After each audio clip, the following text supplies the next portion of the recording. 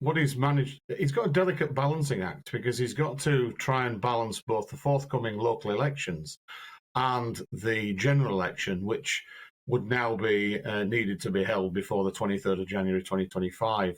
So it's a case that he's trying to balance what the situation is at the moment with what it will be like in the future. And I think he's, to some extent, helped himself by increasing the national insurance level at which it kicks in from 9,500 to 12,500.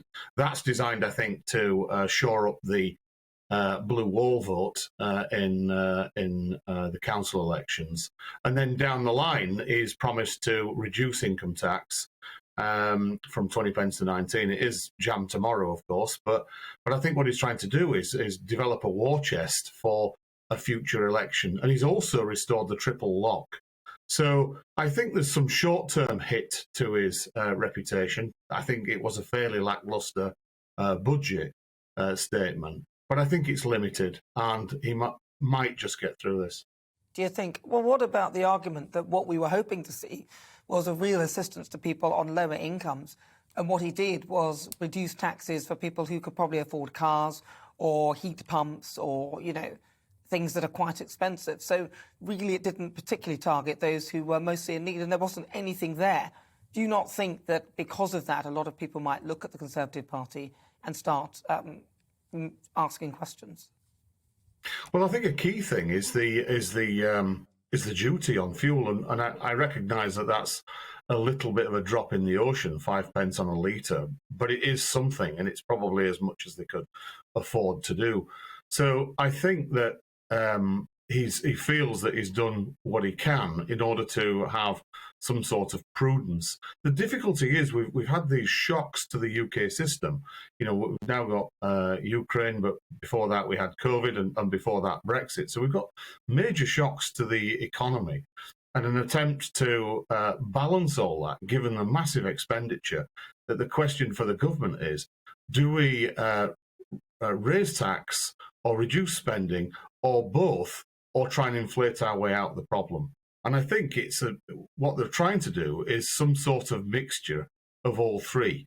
Now, when it comes to the general election by 2025, because the Fixed Term Parliament Act being repealed, I think they're going to look at some sort of war chest that will help them reduce the income tax overall. But I think you're right to question his reputation and the party's reputation as the party of low tax, because it's certainly the case that most polls show at the moment Labour as the party of low tax, which is fairly extraordinary, and I think would be very, very worrying for Tory strategists.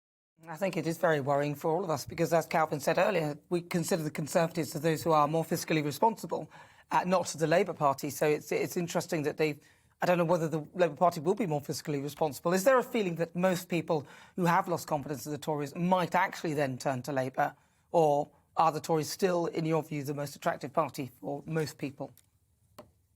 Well, I think it's difficult. I think the polls show that, of course, Labour's slightly ahead at the moment, and that's interesting. But the question is, will that stay the case when it comes to voting in the local elections?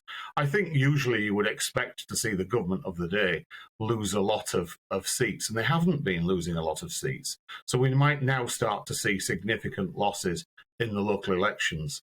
Now, the time when it comes to the general election, I think that depends on whether they amass sufficient of war chest to lower tax down the line. It's interesting to note that the vast majority of Conservative voters, well, not a vast majority, but a very large constituency, is older people. And seniors are twice as likely to vote, and there's almost twice as many of them. So the Conservative Party will always look after them, and it has restored the triple lock from, I think it's 2023. So that constituency is fundamental. The other one, to stay in power with a thumping majority, is these blue wall seat voters, and keeping those is going to be so much harder. It will be interesting to see if they do